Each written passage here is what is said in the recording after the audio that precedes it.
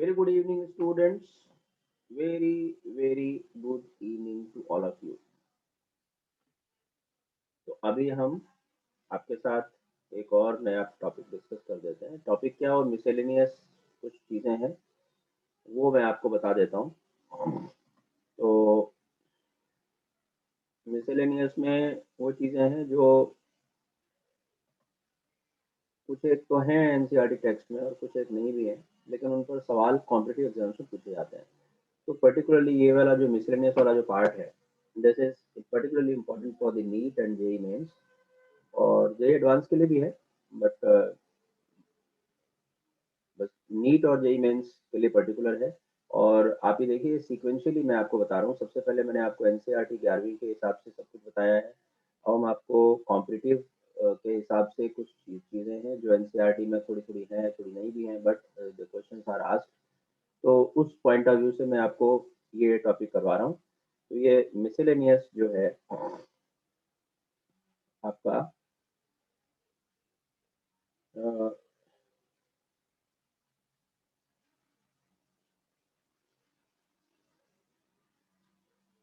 ये miscellaneous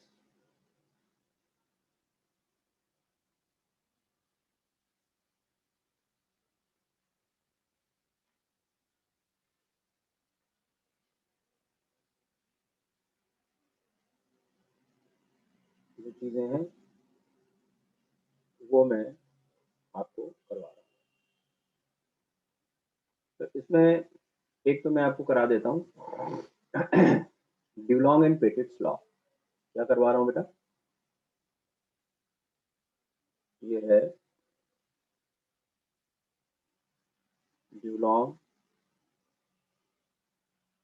and पेटिट्स law. ये law किस बारे में है, क्या बताता है ना? तो ये लॉ रिलेट करता है किसी मेटल की स्पेसिफिक हीट और उसके एटॉमिक वेट को। ठीक है? तो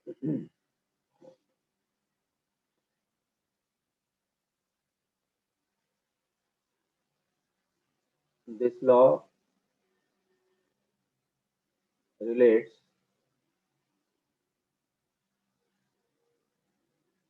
atomic weight of any metal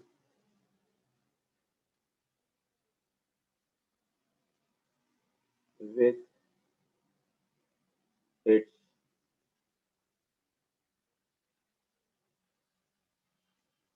specific heat in calorie per gram per Kelvin unit. तो ये आपने बड़ा ध्यान रखना है कि ये यूनिट बेस्ड ये इक्वेशन है इस तरह say that specific heat multiplied by atomic weight is approximately equal to 6.4। ये अप्रोक्सीमेशन का रिलेशन है। अप्रोक्सीमेट ये रिजल्ट आपको दे देता है। कैसे इसमें क्या करना है, इसकी जो एप्लीकेशन है वो किस तरह से है, तो मैं एक उसके लिए एक मैं सवाल ले लेता हूँ। तो जैसे मैंने लिखा, एक सिंपल सा क्वेश्चन ले लेते हैं क्योंकि जस्ट मुझे शो करना है that how this concept works. तो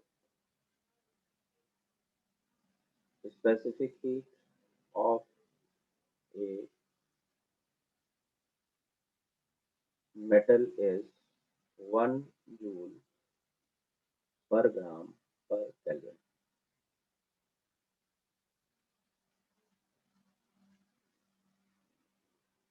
Find its atomic weight। ठीक है? अब देखिए जरा इसको कैसे हम करेंगे, किस तरह से हम इसका सोल्यूशन निकालेंगे बेटा। तो इसमें आप अप्लाई करो। ठीक है? Atomic weight multiplied by specific heat. तो अब आप जरा देखिए कि स्पेसिफिक हीट आपको चाहिए कैलोरीज में, दी हुई है जूल में। तो 1 जूल पर ग्राम पर केल्विन को आपने कैलोरी में कन्वर्ट करना है। तो क्या करोगे, 1/4.8 कैलोरी पर ग्राम और पर केल्विन हो जाएगा। ऐसा क्यों? Since 1 calorie is equal to 4.18 joule.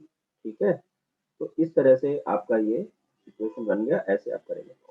अब मैं आपको ये और चीजें बता देता हूँ इसमें। तो इसमें वैल्यूज जो डालनी है, तो स्पेसिफिक हीट आपने डाल दी 1/4.18, ठीक है, multiplied by atomic weight, and this is approximately 6.4। Therefore जो एटॉमिक वेट हुआ वो अप्रोक्सीमेशन में कितना हो गया? तो 6.4 इंटू 4.18 हो गया। तो इस तरह से आप इसका मल्टीप्लिकेशन करेंगे और अपना आंसर आप फाइंड आउट कर लेंगे। तो दिस इज द आंसर।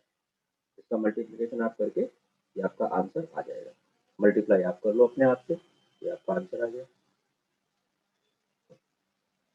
ठीक है, तो एक ये कॉन्सेप्ट था।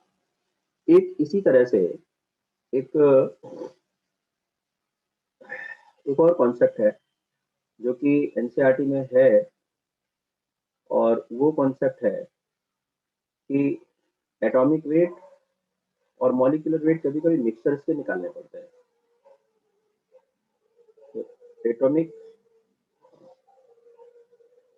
एंड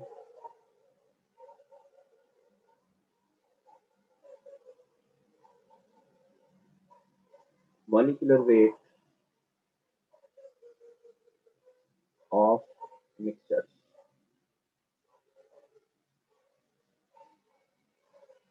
आप जरा समझ लें एक्चुअल में क्या है, इसकी क्यों जरूरत पड़ती है और इसकी कब जरूरत पड़ती है, ये आपको समझना है। तो इसमें क्या है कि जो एलिमेंट्स होते हैं उनके कुछ डिफरेंट डिफरेंट आइसोटोप्स होते हैं, आप जानते हो, है ना? डिफरेंट डिफरेंट आइसोटोप्स होते हैं। तो जो वो एलिमेंट का एटॉमिक वेट दिया रहता है बुक्स में, वो कंबाइंड होता है, जिसमें सारे के सारे आइसोटोप्स का अपना अपना कॉन्ट्रीब्यूशन होता है। ठीक है, तो ऐसी सिचुएशन में जो एटॉमिक वेट है वो हमें एवरेजिंग करनी पड़ती है, या मॉलिक्यूलर वेट है उसमें भी हमें एवरेजिंग करनी पड़ती है। वो कैसे करते हैं? जैसे आपको एक कोई आइसोटोपिक मिक्सचर दिया हुआ है और एलिमेंट का एटॉमिक वेट आपने फाइंड आउट करना है, तो आप फिर क्या करोगे? That atomic weight will be equal to atomic weight of isotope number 1 multiplied by its ratio, let's say it is R1। फिर इसके बाद जो आपका दूसरा जो आइसोटोप है उसका एटॉमिक वेट, और मल्टीप्लाइड बाय R2, और प्लस इस तरह से जितने भी उसके ऐसे आइसोटोप्स हैं n नंबर तक, वो आप इस तरह से कर लेंगे। और बाद में इसको एवरेज करना है तो डिवाइडेड बाय रेशियो सम आप करोगे इस तरह से। ये रेशियो सम आपने कर दिया, इस तरह से आपका एटॉमिक वेट आ जाएगा। In the very same manner the molecular weight also you need to calculate.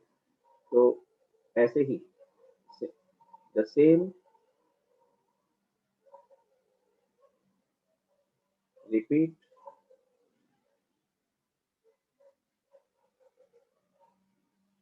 in case of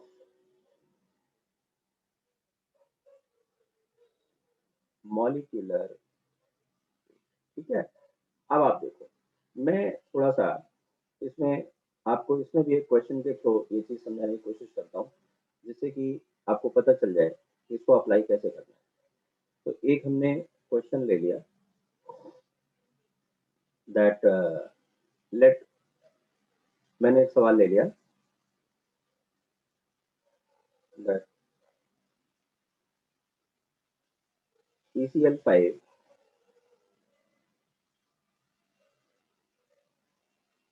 decomposes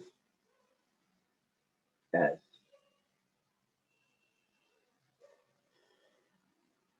तो ये आपका इक्वेशन है डिकम्पोजिशन का। This is converting into PCl3 gas plus Cl2 gas. ठीक है, अब देखो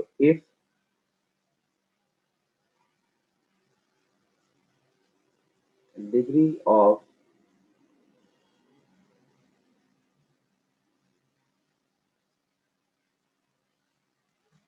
decomposition is 0.6,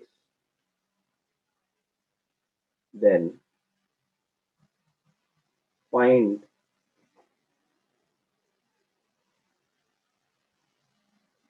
molecular weight of the reaction mixture. ठीक है, तो ऐसा करके हमारा ये बन गया। तो इसको आप जरा देख लो, तो इसमें हम कैसे इसको सोल्यूशन करेंगे, क्या करेंगे। तो इसका जो सोल्यूशन है वो आप देख लें। तो क्योंकि इसमें PCl5 के नंबर ऑफ मोल्स गिवन नहीं है, तो आप लेट से कि 1 मोल है, लेट PCl5 इज 1। तो ये क्या हुआ, ये 1 माइनस 0.6 हो गया, और PCl3 0.6 हो गया, और Cl2 0.6 मोल हो गया। तो एट द इक्विलिब्रियम जो टोटल नंबर ऑफ मोल्स होंगे वो कितने हो जाएंगे। तो आप देखेंगे कि ये वाली वैल्यू और ये वाली कैंसिल हो गई, तो ये 1.6 हो गया। ठीक है, तो अब आप फॉर्मूला अपना अप्लाई करो। तो फॉर्मूला अप्लाई करो, तो जैसे मैंने कहा कि आपने उसी तरह से रिपीट कर देना है। तो मॉलिक्यूलर वेट ऑफ कंपोनेंट 1 मतलब PCl5। तो PCl5 का molecular weight 31 plus 35.5 multiplied by 5, PCl5 हो गया। ये मल्टीप्लाइड बाय 0.4 हो गया, plus PCl3 31 plus 35.5 multiplied by 3 हो गया, प्लस Cl2 हो गया, तो 71 हो गया, और मल्टीप्लाइड बाय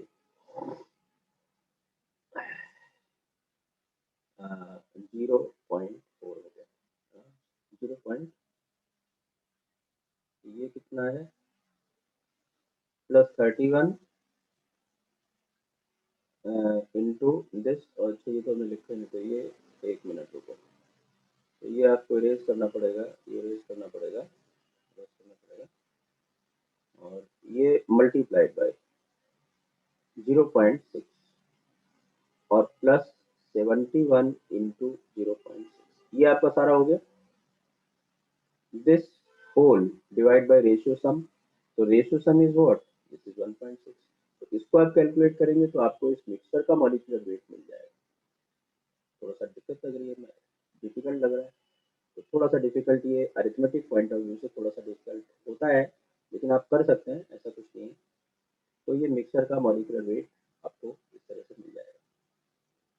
ठीक है, एक सवाल मैं आपको और करवा देता हूँ। तो जैसे एक क्वेश्चन मैंने और करा दिया, that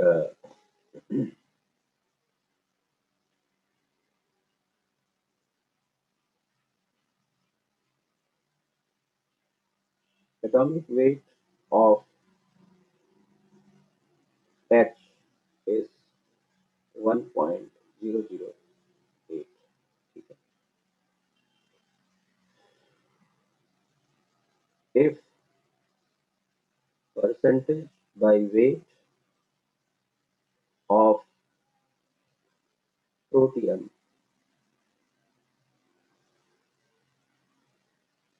is 99.5, okay, then find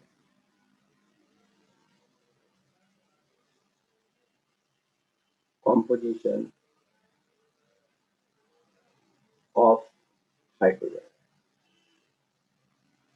of H। तो अब इसको आप कैसे करोगे, ये देखो मिक्सचर है, एटॉमिक वेट का ये क्वेश्चन है।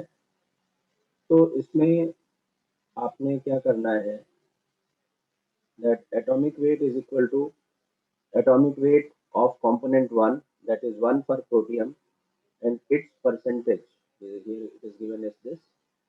और इसमें फिर atomic weight of deuterium is 2, और मान लीजिए कि इसका जो परसेंटेज है वो x है, और प्लस ट्रीटियम का जो एटॉमिक वेट हो जाएगा वो 3 हो जाएगा, और इसकी जो परसेंटेज हो जाएगी वो 100 माइनस 99.5 माइनस x हो जाएगी, and this whole divided by 100, क्योंकि परसेंटेज का जो सम है वो हमेशा 100 ही होगा। यहाँ पर मैंने क्या किया है कि mass percentage of deuterium is taken as x, ठीक है, ये हमने ऐसे ले लिया। तो ये 100 में से 99.5 तो प्रोटियम हो गया, x ड्यूटेरियम हो गया, बाकी का ट्रिटियम बचा, तो ये आपने ऐसे कर दिया। अब ये जो वैल्यू है ये 1.008 है, तो ये आपका बना 1.008 इज इक्वल टू, इसको जब आप सॉल्व करेंगे तो ये आ जाएगा -x प्लस 101 डिवाइडेड बाई 100। तो देयरफॉर जो आपका x होगा वो कितना हो जाएगा, वो हो जाएगा 101 माइनस 100.8, मतलब कहने का 0.2। तो आपकी परसेंटेज ऑफ ड्यूटेरियम आ गई। तो देयरफॉर जो percent W by mass of tritium जो होगा, ट्रिटियम का मतलब ये, मतलब इसी को हम बोलते हैं ट्रिटियम, जो होगा बेटा वो कितना हो गया, 0.3 हो गया, क्योंकि 99.5 तो वो था, 0.2 ये हो गया, तो 0.3 हो गया। तो this way you have got the composition. इस तरह के क्वेश्चन होते हैं, ठीक है। फिर आपको इसमें मुझे कुछ और मिसलेनियस चीजें करानी है, जैसे कि एक इस तरह के भी टॉपिक्स होते हैं जहाँ पे कुछ ऐसे क्वेश्चंस होते हैं कि मॉलिक्यूलर वेट फाइंड आउट करना होता है on the basis of certain information. तो जैसे कि एक क्वेश्चन मैं आपके लिए ले रहा हूँ, ठीक है, दैट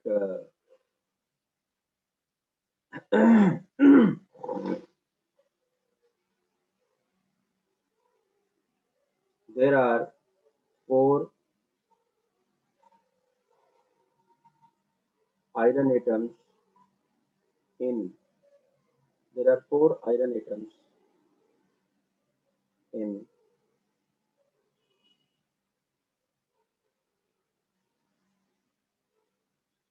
hemoglobin molecule, ठीक है।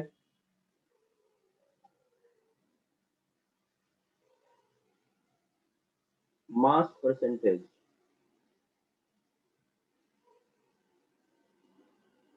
Of iron is 0.28%. Find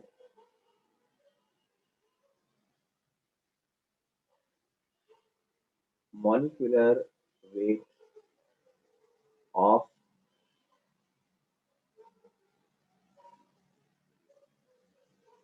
hemoglobin, ऐसा क्वेश्चन है। तो हम इसको कैसे सॉल्व करेंगे, तो आप कैसे सॉल्व करेंगे, तो लेट कर लेते हैं, late molecular weight is x. So as per the language of the question, 0.28% of x, that will give you mass of iron, that will give you mass of iron, and that is equal to 4 multiplied by 56, because atomic weight of iron is 56, ठीक। तो अब इसमें आप x निकाल दो, तो therefore जो आपका x आ गया वो कितना आ गया, तो x आ गया आपका 4 multiplied by 56 divided by 0.28 multiplied by 100 ये आ गया। तो ये आ जाएगा आपका सॉल्व करने पर 8 इंटू 10⁴। इस तरह से आपका मॉलिक्यूलर वेट हो गया। इसमें आपको एक क्वेश्चन में और करवाता हूँ जिससे कि थोड़ी सी और क्लैरिटी बन जाए। कभी कभी ऐसा भी सवाल होता है that percentage by mass of sulphur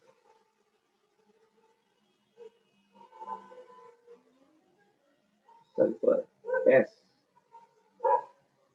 in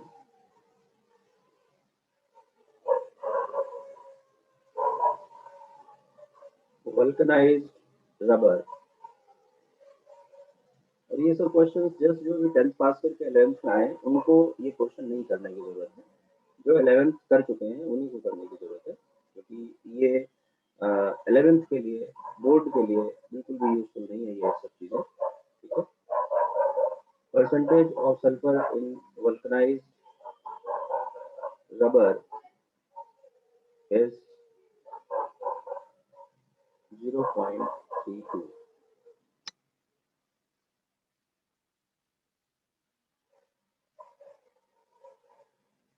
Find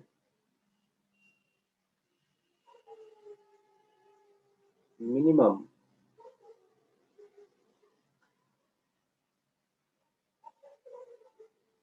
molecular weight of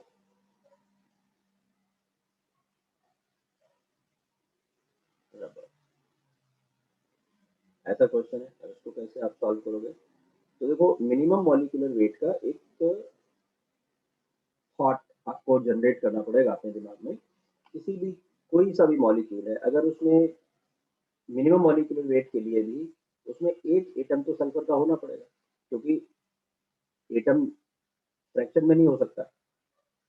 0.5 या 0.8 सल्फर नहीं हो सकता, एक सल्फर एटम ही होगा कम से कम। तो वही लॉजिक आपने यहाँ पे यूज करना है for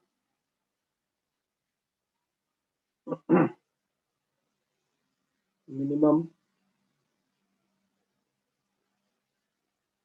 molecular weight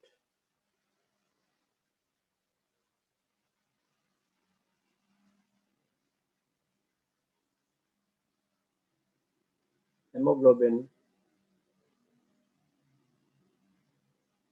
molecule will have one sulfur atom। ठीक है। तो अब ये जो मास परसेंटेज दिया हुआ है, this percent of the total mass is the mass of sulphur, इससे पहले किया हुआ है।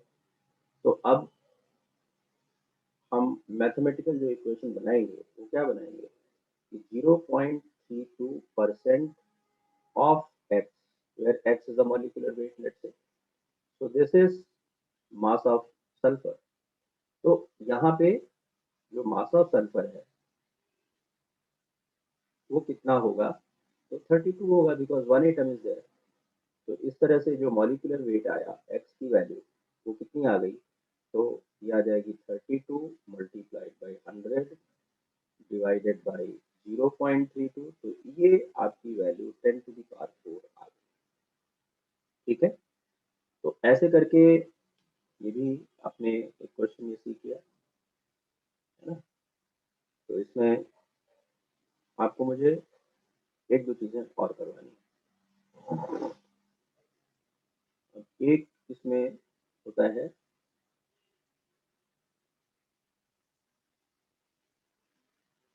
Volume strength. तो वॉल्यूम स्ट्रेंथ क्या होता है? तो this is applicable only for H2O2।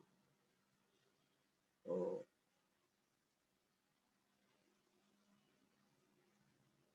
Only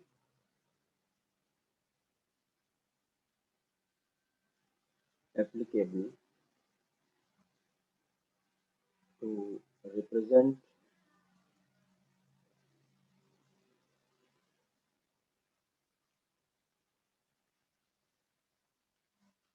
concentration of hydrogen peroxide H2O2। तो ये क्या है, इसको कैसे हम क्या करते हैं, वॉल्यूम स्ट्रेंथ कैसे निकालते हैं, क्या होता है, तो ये रिप्रेजेंट कैसे करते हैं। It is written as V volume. अब ये वी वॉल्यूम का सेंस क्या होता है, तो V volume implies that 1 liter H2O2 aqueous solution gives V liter O2 at STP as per H2O2, and this is giving H2O plus half। तो अब अगर ये मान लीजिए 1 लीटर हमने ये लिया हुआ है, तो लेट हमने कितना लिया है, ये लेट हमने ये 1 मोलर और 1 लीटर लिया है, तो ये 1 मोल हो गया, ये 1 मोल हो गया, because number molarity multiplied by volume that gives a number of moles. तो ये कितना बनेगा, तो ये 11.2 लीटर जनरेट होगा, हाफ मोल गैस, है ना। तो ऐसी सिचुएशन में दिस इंप्लाइज दैट जो मोलैरिटी है वो वॉल्यूम स्ट्रेंथ डिवाइडेड बाय 11.2 हो जाएगी, ठीक है। अब H2O2 का जो वैलेंस फैक्टर होता है, valence factor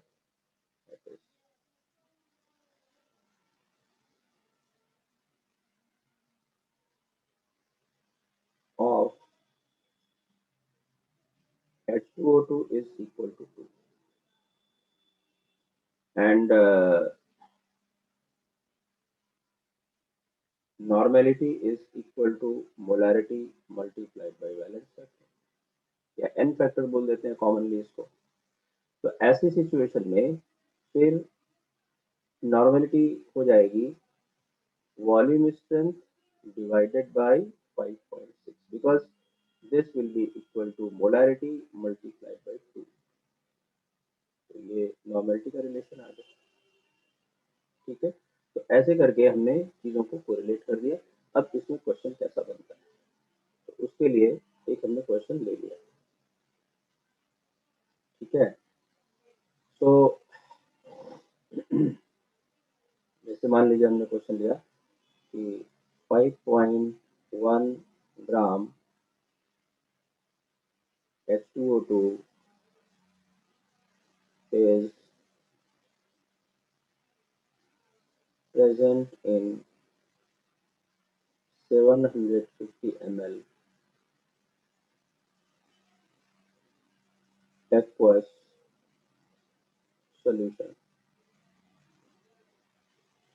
Find number 1 its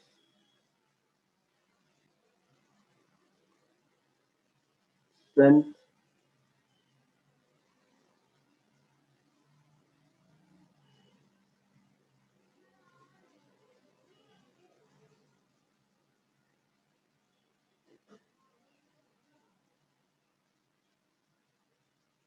strength of solution। फिर नंबर 2 स्ट्रेंथ ऑफ सॉल्यूशन के साथ साथ आपको हमने वॉल्यूम स्ट्रेंथ पूछ ली कि वॉल्यूम स्ट्रेंथ क्या है, फिर मैंने मोलैरिटी पूछ ली, और नंबर 4 में हमने इसकी नॉर्मेलिटी पूछी। ये आपका क्वेश्चन बन गया। तो इसमें 1 बाय 1 इसको कैसे हम सॉल्व करेंगे, इसका सोल्यूशन हम कैसे करेंगे। तो फर्स्ट, तो जो स्ट्रेंथ ऑफ सोल्यूशन होता है वो एक्चुअली में ग्राम पर लीटर स्ट्रेंथ होती है। तो ये आपको समझना है, ये कुछ टर्मिनोलॉजी है केमिस्ट्री की। तो स्ट्रेंथ ऑफ सॉल्यूशन अगर कहीं पर है तो दैट मीन्स कि वो ग्राम पर लीटर स्ट्रेंथ पूछा जा रहा है। तो यहाँ पे कितना हो जाएगा, तो 5.1 ग्राम है और 0.75 लीटर में प्रेजेंट है। यही आंसर आपका ये बन गया। तो this is the answer first, आप इसको आगे कैलकुलेट कर लीजिए। सेकंड जो है वो वॉल्यूम स्ट्रेंथ है। तो ग्राम पर लीटर स्ट्रेंथ, फिर वॉल्यूम स्ट्रेंथ के लिए आपको मोलैरिटी फाइंड आउट करनी पड़ेगी। तो इसमें आप देखिए मोलैरिटी, तो number of moles of solute, तो 5.1 divided by 34, this divided by volume in liters. So this is actually 5.1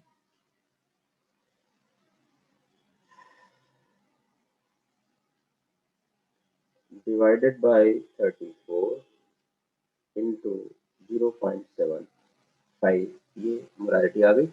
तो देयरफॉर जो आपकी वॉल्यूम स्ट्रेंथ होगी, molarity is volume strength divide by 11.2।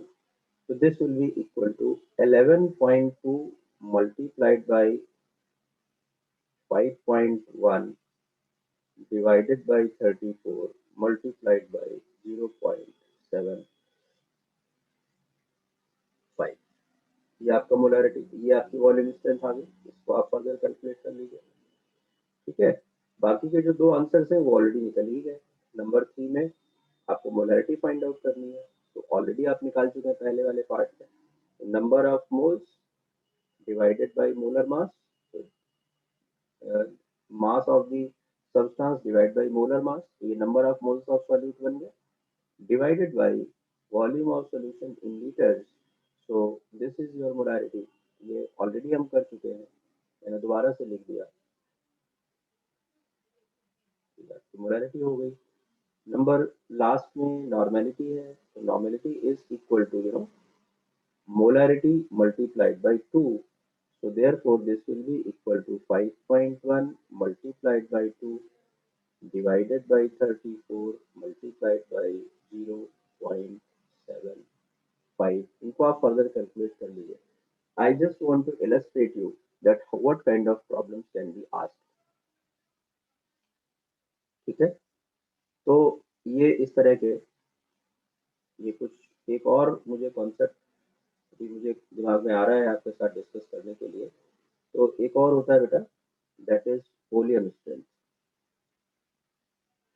तो जैसे वॉल्यूम स्ट्रेंथ H2O2 के लिए होता है, वैसे ही वॉल्यूम स्ट्रेंथ, वॉल्यूम की रिचनेस SO3 के लिए कितनी है ये बताने के लिए होता है। तो this gives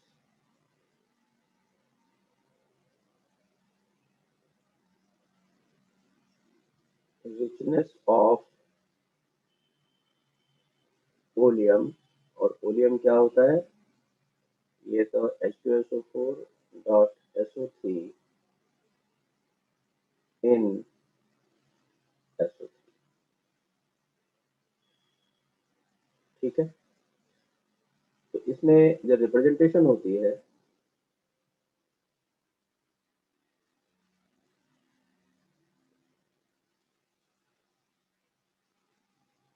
it is represented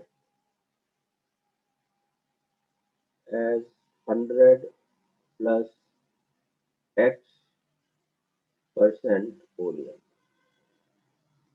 इसका मीनिंग क्या है, तो इसका ये जो 100 प्लस एक्स जो लिखा जाता है परसेंट, ये इसका मीनिंग होता है कि 100 ग्राम oleum takes X gram water to convert into 100 plus X gram of sulphuric acid. ये इसका सेंस होता है, ठीक है।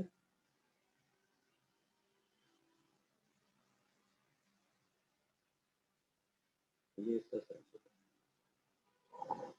तो अब इसमें क्वेश्चंस कैसे बनते हैं, इसकी थॉट को हम कैसे अप्लाई करते हैं, तो उसके लिए चलो मैंने एक क्वेश्चन आपका ले लिया। तो फाइंड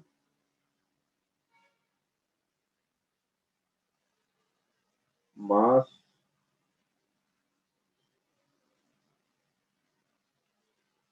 composition of 109% ओलियम। और इसमें हम इसका जो सॉल्यूशन है वो कैसे करेंगे, तो हम जरा थॉट को चेक करते हैं इसमें।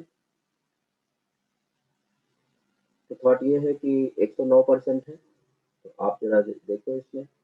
तो 100 प्लस एक्स, तो आप 109 से आपने कंपेयर किया, तो यहाँ से आपको सीधा एक्स की वैल्यू मिल गई 9, ठीक है। अब जो ये जो ओलियम जो वाटर का इनटेक करता है वो किस केमिकल रिएक्शन के अकॉर्डिंग करता है, तो SO3 present in oleum takes water as, तो ये SO3 plus water, it converts into H2SO4, ठीक है। तो आप जरा देखिए इसमें।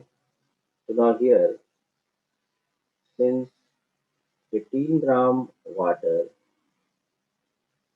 utilizes 80 gram SO3, therefore 9 gram of water will react with 40 gram of SO3। So this implies that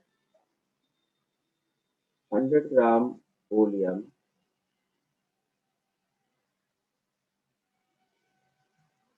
contains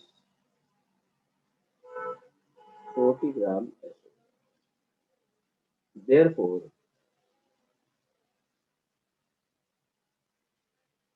it contains 60 gram H2SO4।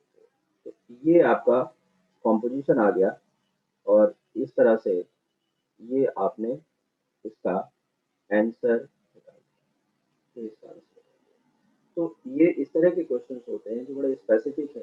एक केवल हाइड्रोजन पेरोक्साइड के लिए एप्लीकेबल है, और दूसरा सिर्फ और सिर्फ वॉल्यूम की रिचनेस बताने के लिए यूज होता है, ठीक है। तो इस तरह के ये कुछ स्पेसिफिक इंस्टांसेस होते हैं जहाँ पर हम इस तरह की कैलकुलेशन को करते हैं, ठीक है। तो ये कुछ ऐसे टॉपिक्स हैं छोटे छोटे जिनको हमें समझना होता है। और हालांकि ये कोई मेन उसमें नहीं है, but yes questions are asked in the competitive examination, so that is why I discuss here. और इसमें एक और होता है टॉपिक हार्डनेस ऑफ वाटर का, तो वो हम हाइड्रोजन के साथ में डिस्कस वहाँ पे आगे कर देंगे। हालांकि वो भी एक बनता है उस तरह का न्यूमेरिकल, ठीक है, तो वो वहाँ पे डिस्कस कर देंगे। So this is all for today's class बेटा। I think as usual, I hope that everybody has got this knowledge, and this is my pleasure that my students are getting whatever I'm teaching from here. It's nice, nice, and God bless to all of you. God bless all of you. Bye, everybody.